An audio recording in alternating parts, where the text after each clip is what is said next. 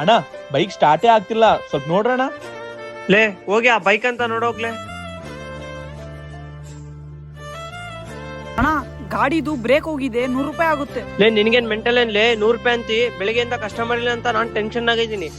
ಅದು ಇದು ಹೇಳಿ 2-3 ಸಾವಿರ ರೂಪಾಯಿ ಇಸ್ಕ. ಅಣ್ಣ ಸ್ವಲ್ಪ ಟೈಮ್ ಆಗುತ್ತೆ, ನೀವು ಅಲ್ಲಿ ಸ್ವಲ್ಪ ವೇಟ್ ಮಾಡ್ತೀರಾ?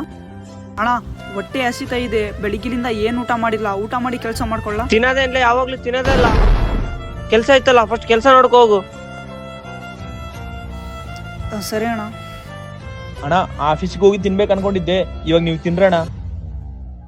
ಬೇಡ ಬಿಡ್ರಣ್ಣ. ಪರವಾಗಿಲ್ಲ ಅಣ್ಣ, ಕೆಲ್ಸ ಯಾವಾಗ್ಲೂ ಇರುತ್ತೆ, ಫಸ್ಟ್ ನೀವು ಊಟ ಮಾಡಿ. ಪಾಪ ಇವರೆಷ್ಟು ಒಳ್ಳೆಯವರಿದ್ದಾರೆ. ನಾನು ಇವರಿಗೆ ಮೋಸ ಮಾಡಿದರೆ ಆ ಮೇಲೆ ಇರುವ ದೇವರನ್ನು ಯಾವಾಗ್ಲೂ ಶ್ರಮಿಸೋದಿಲ್ಲ. ಅಣ್ಣ ನಿಮ್ ಗಾಡಿ ರಿಪೇರ್ ಆಗಿದೆ ಅಣ್ಣ. ಎಷ್ಟಿದ್ರಣ? 100 ರೂಪಾಯಿ ಆಗಿದೆ. ತಗೊಳ್ರಣ್ಣ, ಆ ಗಾಡಿದು 100 ರೂಪಾಯಿ. ಅದೇನ್ಲೇ ಅವ್ರ ಹತ್ರ 2-3 ಸಾವಿರ ಕಸ್ಕ ಅಂತ ಹೇಳಿನಲ್ಲ. ಅಣ್ಣ ಅವ್ರು ಬಹಳ ಒಳ್ಳೆಯವರಿದ್ದಾರಣ್ಣ, ಅವ್ರಿಗೆ ಮೋಸ ಮಾಡಕ್ಕೆ ನನ್ ಮನ್ಸೇ ಆಗಿಲ್ಲಣ್ಣ. ಇವತ್ತಿಂದ ನಿನ್ ಕೆಲ್ಸ ಇಲ್ಲ, ಏನಿಲ್ಲ, ಹೋಗ್ಲಿ ಇಲ್ಲಿಂದ. ಯಾರಿಗಾದ್ರೂ ಕಷ್ಟ ಕೊಡುವ ಕೆಲಸದಲ್ಲಿ ಯಾವತ್ತೂ ಅನುಗ್ರಹ ಇರೋದಿಲ್ಲ. ಈ ವಿಡಿಯೋ ಇಷ್ಟ ಆದ್ರೆ ದಯವಿಟ್ಟು ಚಾನೆಲ್ನ ಸಬ್ಸ್ಕ್ರೈಬ್ ಮಾಡಿ.